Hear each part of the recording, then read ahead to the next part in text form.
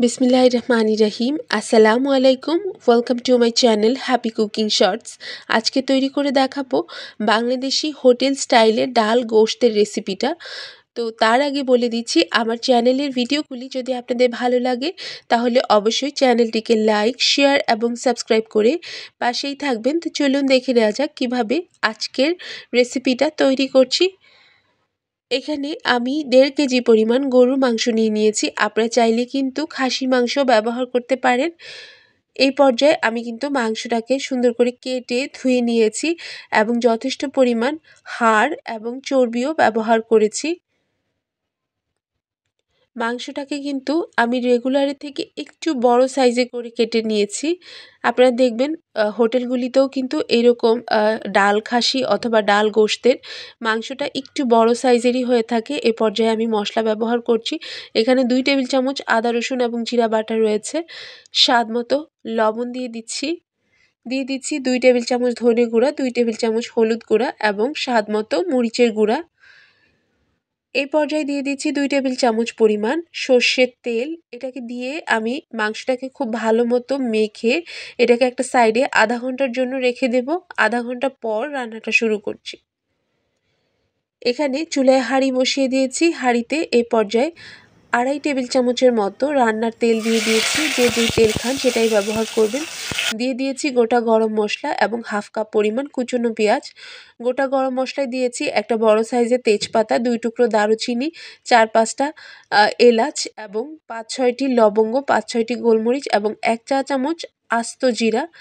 এই পর্যায়ে পেঁয়াজটা লাল হয়ে গেলে দিয়ে দিয়েছি মেখে রাখা গরুর মাংসটা দিয়ে কিন্তু সুন্দর মতো নেড়ে এটাকে আমি ঢেকে 10 মিনিটের জন্য মিডিয়াম হিটে রাখবো।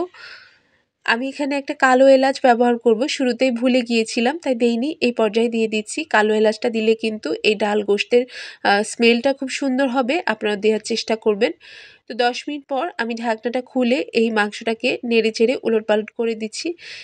মাংসটা থেকে কিন্তু অলরেডি পানি বের হওয়া শুরু হয়েছে। এই পানি দিয়েই কিন্তু আমি মাংসটাকে খুব ভালো মতো কষিয়ে নেব। এক্সট্রা কোনো পানি ব্যবহার করব না যতক্ষণ পর্যন্ত না এটা নিচে দিয়ে লেগে আসছে। তো এই যে আমি বারবার কিন্তু ঢাকনা দিচ্ছি, আবার উঠাচ্ছি, নেড়ে চেড়ে দিচ্ছি। চেক করছিলাম যে নিচে দিয়ে পুড়ে যাচ্ছে না তো। তো এই যে দেখেন এখনও কিন্তু পানিটা শুকায়নি।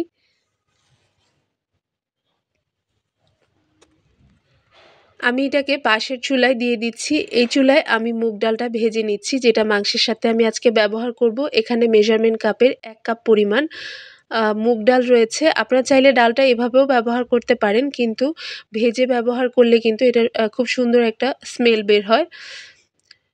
এরপর আমি ডালটাকে ভিজিয়ে রেখেছি। এবার মাংসটাকে কিন্তু আবারও নেড়ে চেড়ে ভালো মতো কষিয়ে নিচ্ছি। আমার মাংসটা কিন্তু প্রায় কষিয়ে এসেছে। আমি কিন্তু এটাতে এখন একটু সামান্য পানি ব্যবহার করব। মাংসটা এখনও সেদ্ধ হয়নি, কিন্তু নিচে দিয়ে লেগে আসছে। মানে এই পর্যায়ে পানি ব্যবহার না করলে কিন্তু মাংসটা পুড়ে যাবে। তো যেই হাঁড়িতে মাংসটাকে আমি ম্যারিনেট করেছিলাম ওই হাঁড়িটাকে ধুয়ে আমি মশলা ধোয়া পানিটা দিয়েছি। দিয়ে এটাকে ঢেকে যতক্ষণ পর্যন্ত না মাংসটা সেদ্ধ হচ্ছে মিডিয়াম হিটে রেখে এটাকে আমি 80% পর্যন্ত সিদ্ধ করে নেব। মাংসটা প্রায় সেদ্ধ হয়ে আসলে এই পর্যায়ে ঢাকনাটা খুলে আমি কিন্তু ধুয়ে রাখা ডালটা দিয়ে দিচ্ছি। ডালটা কিন্তু এক্সট্রাভাবে সেদ্ধ করার কোনো প্রয়োজন নাই। যেহেতু মাংসটা সেদ্ধ হতে একটু বেশি সময় লাগে, ডালটা মাংসের সাথেই সেদ্ধ হয়ে যাবে একেবারে। ডালটা দিয়ে আমি খুব সুন্দর করে নেড়েচেড়ে এটাকে খুব ভালো মতো কষিয়ে নেব ঢাকনা দিয়ে। চুলাটা কিন্তু লো হিটে থাকবে, কারণ ডালটা দিলে কিন্তু নিচে দিয়ে লেগে যাওয়ার চান্স থাকে। আমি এটাকে কিন্তু বারবার নেড়েচেড়ে দিয়েছি ঢাকনা দিয়ে। ডালটা কষিয়ে যাওয়ার পর এই পর্যায়ে দিয়ে দিয়েছি ঝোলের জন্য পানি। যে যেরকম ঝোল খেতে চান ওরকম করে পানি দেবেন। তো পানিটা চেষ্টা করবেন গরম পানি দেওয়ার, তাহলে কিন্তু তরকারিটা তাড়াতাড়ি হয়ে যাবে। এই পর্যায়ে আমি ঢাকনা দিয়ে সেদ্ধ হওয়া পর্যন্ত অপেক্ষা করছি। তো ডালটা সেদ্ধ হয়ে গেছে, তরকারিটা প্রায় হয়ে এসেছে। এই পর্যায়ে দিয়ে দিব 4টা কাঁচামরিচ। এই কাঁচামরিচগুলি কিন্তু আস্ত, এটা দিয়েছি ফ্লেভারের জন্য, এটার থেকে ঝাল আসবে না। এই পর্যায়ে দিয়ে দিয়েছি 1 চা চামচ পরিমাণ শাহি গরুর মাংসের মশলা। এটা আমার চ্যানেলে দেওয়া আছে অলরেডি, কিভাবে এটা তৈরি করেছি আপনারা চাইলে দেখে নিতে পারেন।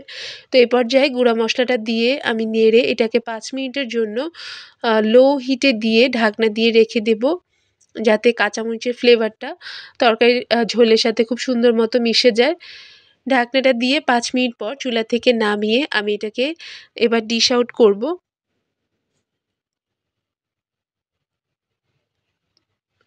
এই যে দেখেন, দেখতেই পাচ্ছেন আমাদের তরকারির ঝোলটা কতটা সুন্দর হয়েছে দেখতে। ঝোলটা একটু সামান্য বেশি থাকলেই ভালো, কারণ ডাল যেহেতু শুকিয়ে যায় ঠান্ডা হয়ে যাওয়ার পর।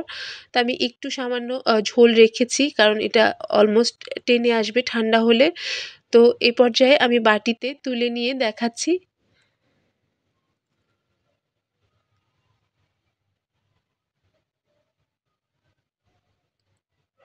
দেখেন আমাদের ডাল গোশটা কতটা টেম্পটিং হয়েছে দেখতে। ট্রাস্ট মি, আমার এই রেসিপি যদি ফলো করে আপনারা রান্না করেন, একেবারে হুবহু হোটেলের ডাল গোশতের মতো টেস্ট করবে। আমি নিজের রান্না বলে বলছি না, অনেক কষ্ট করে এই রেসিপিটা বানিয়েছি আপনাদের সুবিধার্থে। আপনারা যারা রান্নায় একেবারেই নতুন, তাদের জন্য বিশেষ করে এই রেসিপিটা। আশা করি রেসিপিটা আপনাদের ভালো লাগবে। তৈরি করে অবশ্যই কমেন্ট বক্সে লিখে জানাবেন কেমন হয়েছে। তা আমার জন্য সবাই দোয়া করবেন। সুস্থ থাকবেন, ভালো থাকবেন। আল্লাহ হাফেজ, টাটা।